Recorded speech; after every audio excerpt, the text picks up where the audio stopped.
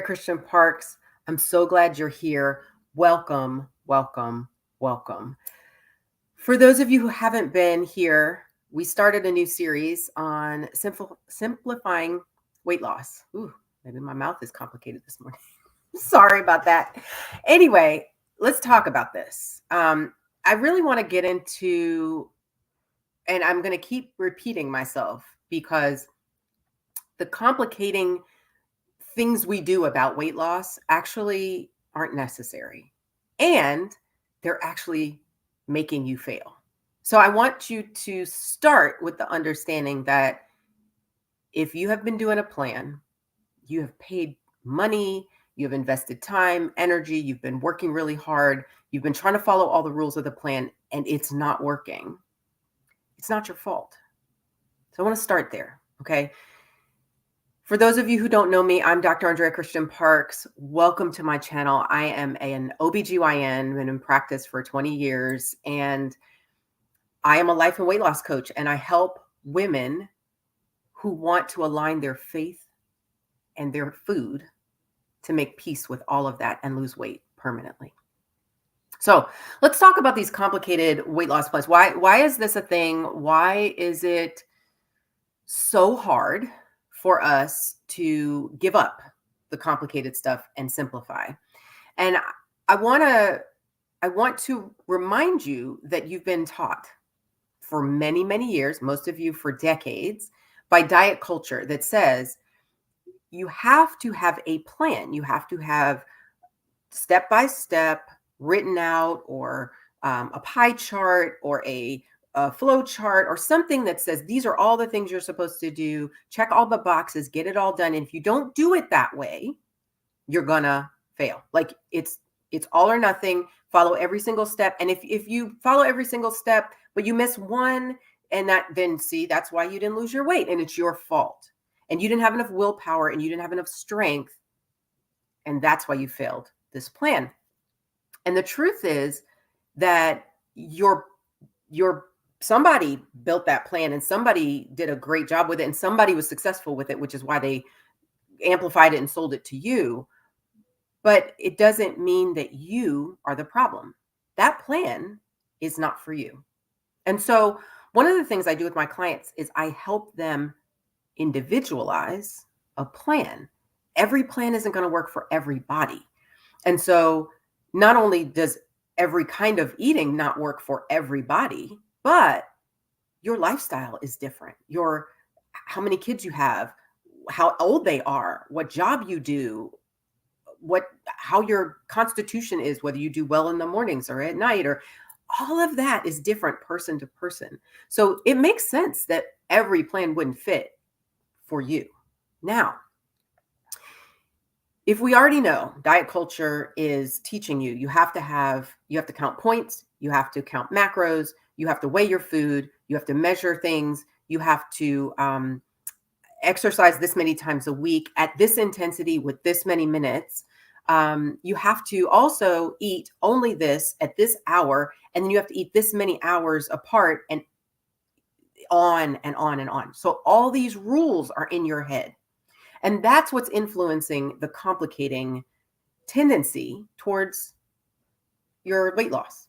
Now, here's the thing. I want you to remember the rules sometimes are useful and sometimes they're not. Sometimes they're just rules that people made up. It was no different when Jesus came. So those of you who know, I am always talking about how God makes us, designs us, how we can trust him for our bodies and losing weight and everything else. And so I'm going to bring Jesus into this conversation. Jesus came into a society, into Jewish culture and into the Roman culture, and there were all kinds of rules.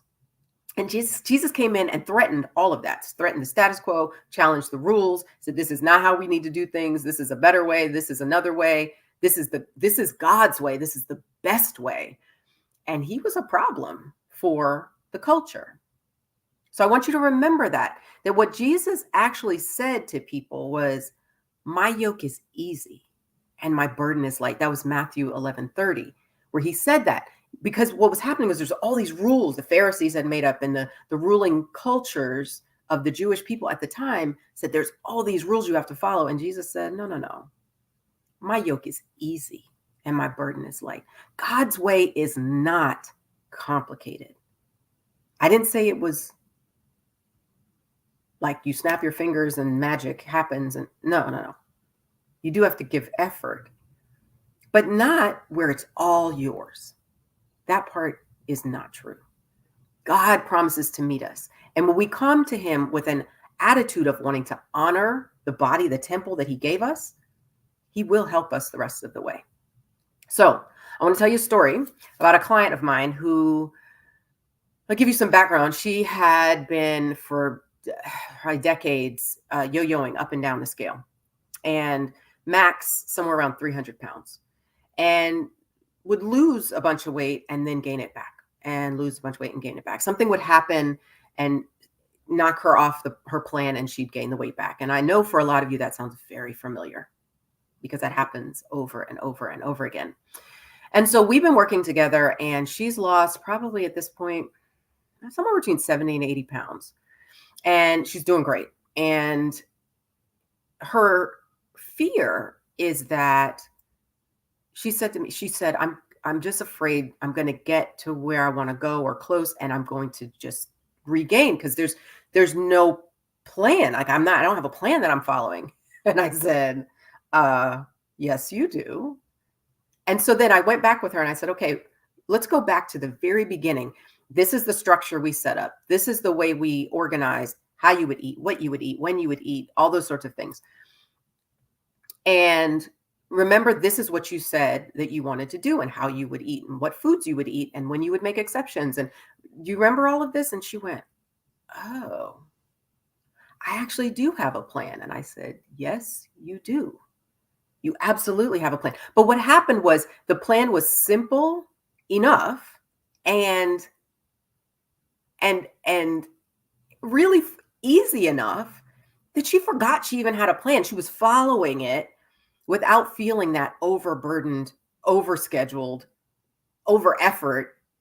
I don't even know if that's a word.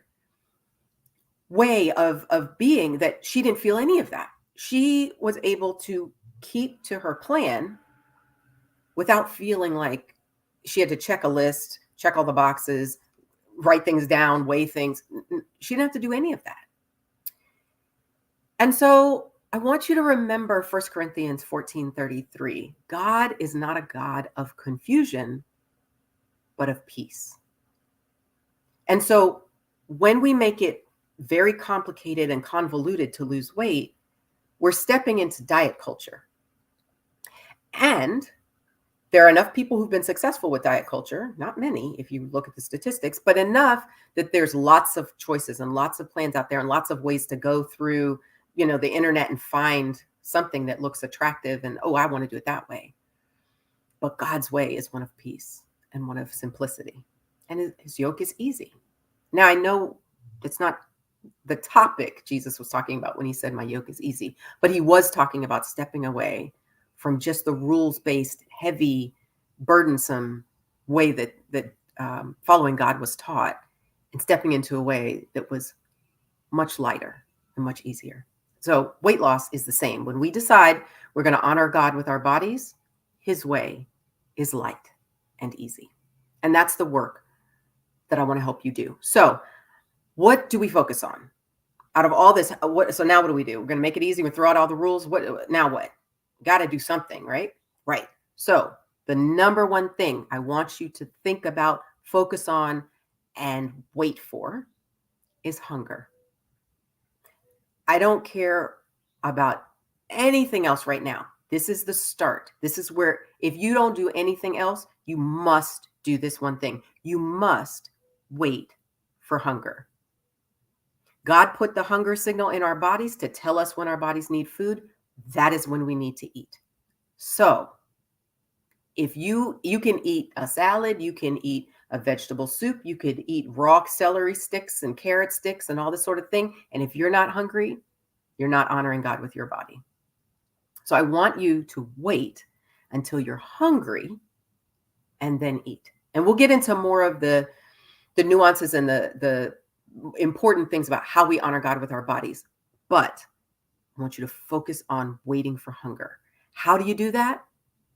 Pray. Surrender. Listen for his voice. Listen for the signal, the real physical hunger signal, not just I want food.